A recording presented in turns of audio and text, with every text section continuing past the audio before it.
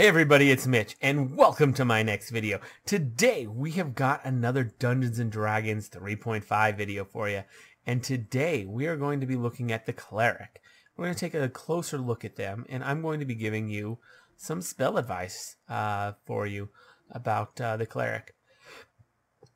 Because quite frankly, the Cleric is one that could use some spell advice. There's a lot of misconceptions out there. Heck, I was under the impression of them for a long time myself. So, all right, let's get started. The Cleric. Well, the Cleric is they're a divine healer or a divine caster. And see, that's the thing right there. I just said healer. Yeah, the Cleric's the best healer in the game. There's no question that no other class can out-heal a Cleric. Sure. But healing in 3.5 isn't great.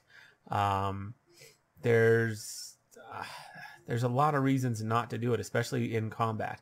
Out of combat, sure, great, yeah, the healing's amazing. But in combat, oftentimes you're better off just killing the enemy faster than you are and preventing them from getting more attacks than you are from healing a wounded comrade in the middle of battle.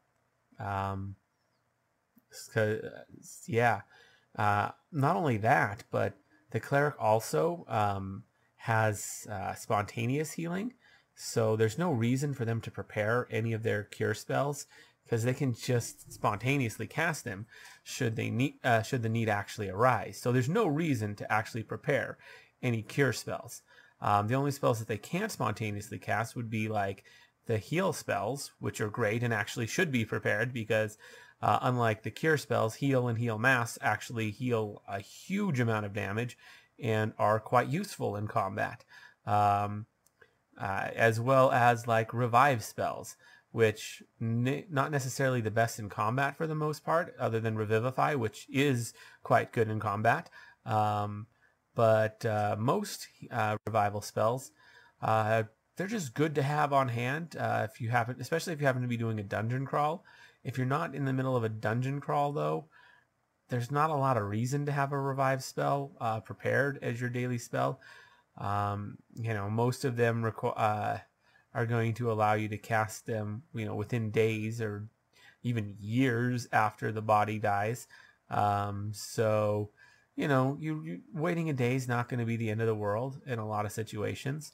If it's just one of those days where you have like a single fight, well, guess what? You can just revive them tomorrow, no problem. If it's a day where you're not really sure what's going to happen, okay, maybe prepare something. But yeah, if it's a dungeon crawl, definitely prepare some revive spells that day. If not, or if you don't know what's going on, maybe prepare some, because you never know. One of your allies could happen to go down, and it could be handy to bring him back that day. So yeah, definitely useful. Terrible out of combat for the most part, although I'd keep Revivify on hand because that one is actually very, very useful and is quite good in combat since it does only have a standard action casting time, unlike most revival spells. The downside is the corpse has to be very, very fresh for Revivify to work. You literally have one turn. So if you don't use Revivify on the very first turn, when that person is dead, it's not going to work. Like the corpse can only be one turn old. Like that's 6 seconds. Like, yeah, you got to be fast with that one. But it is fine, and there are ways to like temporarily bring back an ally, and then you can wait for them to die afterwards, and then revivify them later. It's kind of a horrific way to do things, but it works. So yeah, Revivify, definitely a good, decent option. Maybe grab a True Res or a Resurrection or a Raise Dead or something like that. Those are not bad spells to grab under the right circumstances. That said, I've been talking about this for a while now. Some of the better things that you're going to want to prepare are you're going to want to prepare combat spells. Clerics have a lot of really good spells that help buff them in combat. Like even without these spells, clerics are decent enough fighters. Like they're they're fairly solid. I mean, they get all the armor proficiencies and shield proficiencies other than tower shields, and they get a decent number of weapon proficiencies, and an average base attack bonus and a D8 hit dice. So like they're fairly decent fighters just naturally, but with their spells that they can get to really buff them, they can very much keep up with a fighter, possibly even surpass the fighter in terms of melee combat. Now, they're not going to be able to maintain this like the fighter can, but that's often not really something that's needed. Other things that can be done is you can use Divine Metamagic Persist in order to make these spells last all day, so that you actually can just have really strong buffs that last the whole day. Using Divine Metamagic, you're very limited on how many you can do, but it should be enough to get most of your spells persisted, especially if you have a nice high charisma score. Then on top of that, other things that you can do, besides the various combat spells, a ton of them. I don't want to get into all of them, but look them up. There's some in the player's handbook. Make sure to look at the spell compendium as well. Check all your sources for spells, because you're definitely going to find more the more you dig. On top of that, other options are just buffing spells in general, not necessarily just self-buffing, which clerics are particularly great at, but spells that will buff the rest of your team. Clerics are quite good at that. One of the best in the game at that, actually. So definitely useful. Definitely some things you should really be looking at. Healing is something to have, and you are going to be the party's primary healer, but that's not something you should be wasting your prepared spells on. You could easily swap out spells for those cure spells should the need arise, and hopefully it doesn't, because they're honestly not the best options. Some other spells that might be decent from a healing perspective, things like Restoration. It's not uncommon for party members to end up with various status effects that are just unpleasant, and you don't want to have to deal with, like disease and various other things.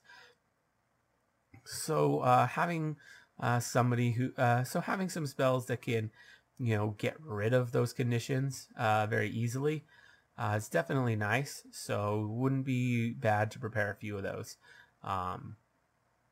So definitely keep in mind that you are the party's primary healer, but also keep in mind that healing isn't great, so you should be focusing on a lot of other things as well, and just kind of leaving and kind of trying to avoid healing if possible.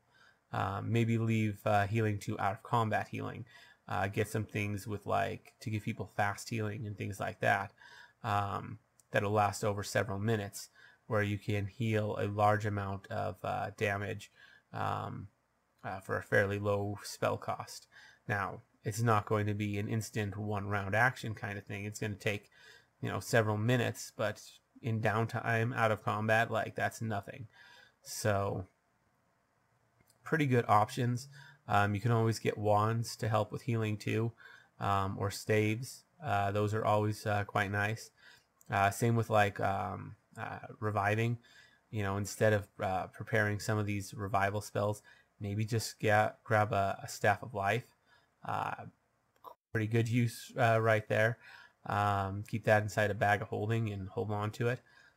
Not a bad option. And I probably should have mentioned this earlier, but clerics are divine casters, so you don't have to worry about metamagic. You can not metamagic. You don't have to worry about spell failure. You can wear heavy armor just fine. In fact, clerics tend to wear heavy armor. They're very good in it. Using a nice caster shield can be very good too. That way you can cast your spells just fine and have a nice shield to give you a nice AC buff.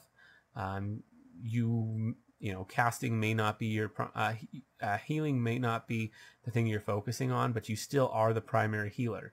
So it is very important that you stay alive, because if you go down, the rest of the party is they're going to follow shortly behind, probably, because once you fall, there's not going to be anybody to help them get back up. So if they start suffering from disease or their hit points start getting low, they're going to have limited options to recover from that stuff.